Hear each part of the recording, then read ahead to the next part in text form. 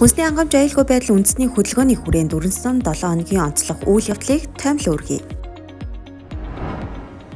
Монгол Улсын ерөнхийлөгчийн үйлдвэрлэлчилгээний бодлогын зөвлөгт Даваа Баяр хүнсний эрдэм шинжилгээ судалгааны хүрээлэнгийн лаборатори байгууллагатай холбогдуулан Японы Shimadzu корпорацийн төлөөлөлтөд уулзлаа. Уулзалтаар хүнсний хувьсгалын хүрээнд хүнсний эрдэм шинжилгээ судалгааны ажлыг дэмжих хүрээлэн байгуулахад хамтран ажиллах төслийн талаар харилцан санал солилцсон юм а.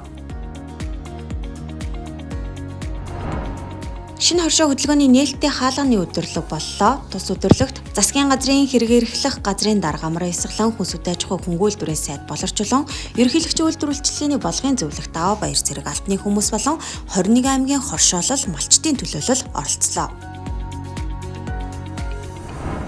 Монгол Улсын ерөнхийлөгч хөнгөн аж үйлдвэрийн салбарын хөгжлийг шат ахиулах, тэр дундаа малын гаралтай түүхий эдийг эдийн засгийн эргэлтэд оруулах, ажлын байр бий болгох, нэмүүртэг шингэсэн бүтээгдэхүүн үйлдвэрлэх, малчтын орлогыг нэмэгдүүлэх зорилгоор цагаан алт үндэсний хөдөлгөөнийг хэрэгжүүлнэ. Тэгвэл цагаан алт үндэсний хөдөлгөөн хэрэгжүүлэхтэй холбогдуулан ерөнхийлөгчийн тамгын газар хүнс үдэ аж ахуй хөнгөлөлтөрийн яам, сангийн яам, эдийн засгийн хөгжлийн яам болон мэргэжлийн холбоод салбарын үйлдвэрлэгчдийн дунд урьдчилан хилцүүлэхийг зохион байгууллаа.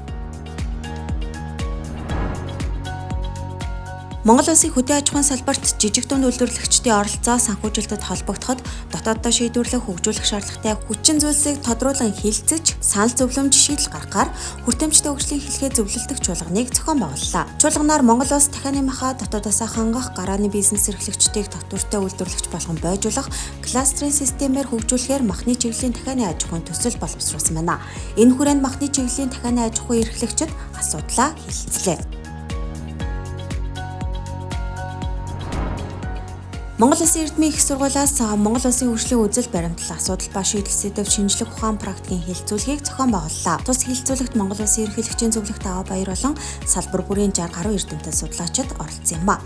Дээрх хэлэлцүүлгийн үеэр улс орны нийгмийн эдийн засгийн хөгжил тулгамдж буй асуудлыг шийдвэрлэхэд эрдэмтэн судлаачдын судалгааны бодит үр дүн, байр суурийг шийдвэр гаргагчид болон олон нийтэд нээлттэй хүргэх нь чухал байгааг эрдэмтэд онцолж байна.